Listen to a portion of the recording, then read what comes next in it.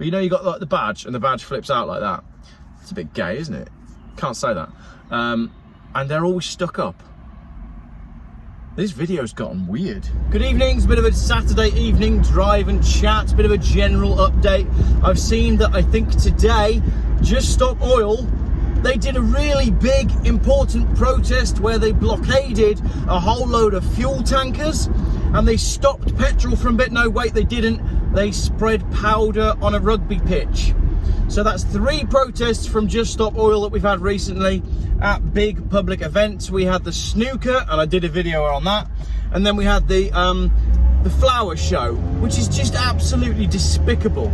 All of the hard work that people put into preparing a stand for the flower show, and these idiots from Just Stop Oil turn up and throw orange powder all over it. Now, the lady that did that at the flower show was like some 58-year-old retired architect. So if it was you, please get in touch with me. I really, really want someone from Just Stop Oil. Oh look, only my mouth is lit up. Isn't that ironic? That's YouTube for you. I really want someone from Just Stop Oil to come and do a video with me.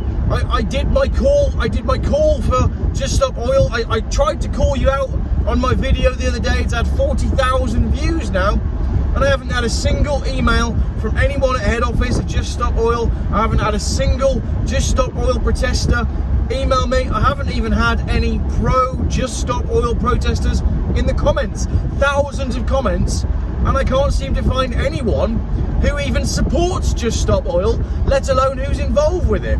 So hopefully in the coming days I'll get an email from whoever runs Just Stop Oil saying, please, can I come on and do an interview and tell you why oil is bad? I'd love that, that'd be brilliant. But no, today they've thrown a load of orange powder at a rugby match, which just goes to show that all they're trying to do is cause a public nuisance. And what's amazing about that is I noticed on a Sky News article in the comments, everybody knows that that's exactly what they're doing and that's why they're doing it. The whole general public can see straight through it. So I wonder where this leads us next, and this does perhaps lead me on to a slightly bigger conversation that maybe I'll get into in another video, where basically I'm reaching a conclusion now, and I'm just about to go to the shop, so maybe the audio will get a bit better when I park up. But hear me out on this one.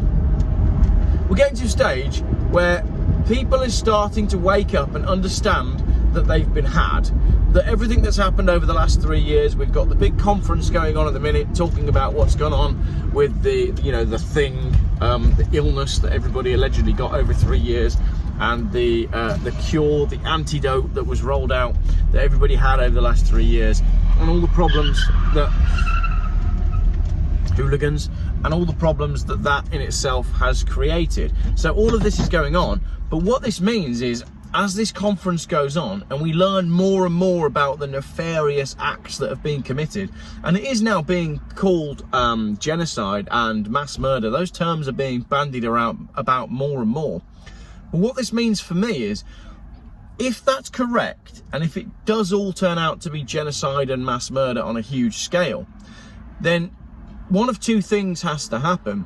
Either we're going to hold these... Okay, either they get what they want, right? The people who have run this show for the last few years get what they want, and we all get essentially permanent lockdown, we get net zero, we get no cars, we get no travel, we get no going nowhere, we get cameras, we get digital ID, we get digital currency, and we get nothing, and we'll be happy. You'll own nothing and be happy. That's option one. Option one is you get that. That's if they win.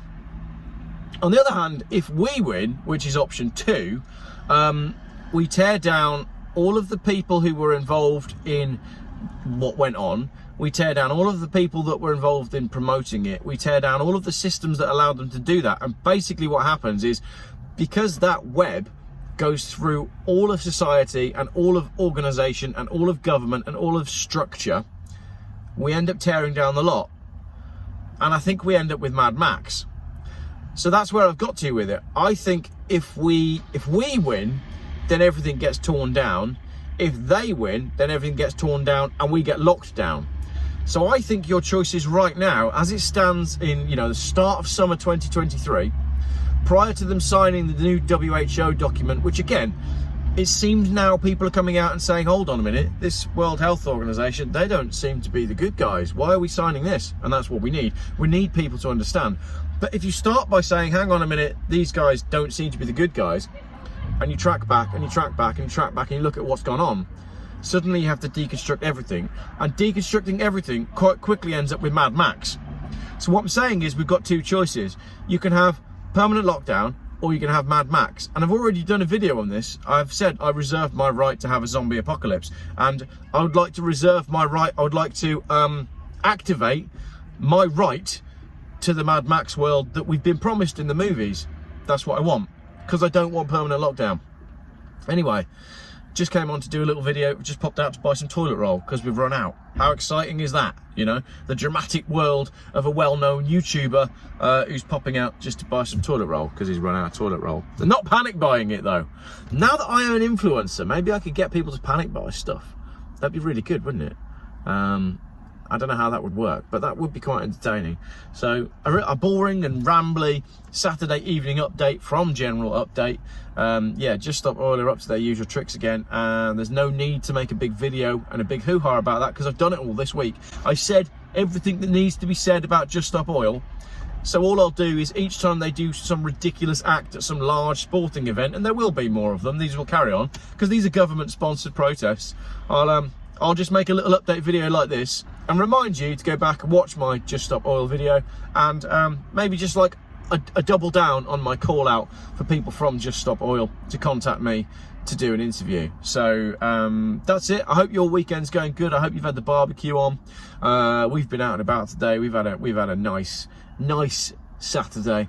I'm looking forward to a nice Sunday. Are you going to any car shows Sunday and Monday? My wife's working. I've got my little lad.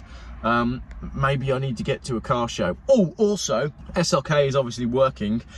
I've worked out what I'm doing next with it from a graphics point of view. I know I talked about that in a previous video, and that's going to be exciting. And lastly, if you do want to get your hands on a Volvo C70 T5 tomorrow night, £10. Get yourself in the Geoff Buys Cars Insider group on Facebook, or send me an email saying, Geoff, I don't use Facebook, can you add me to your newsletter?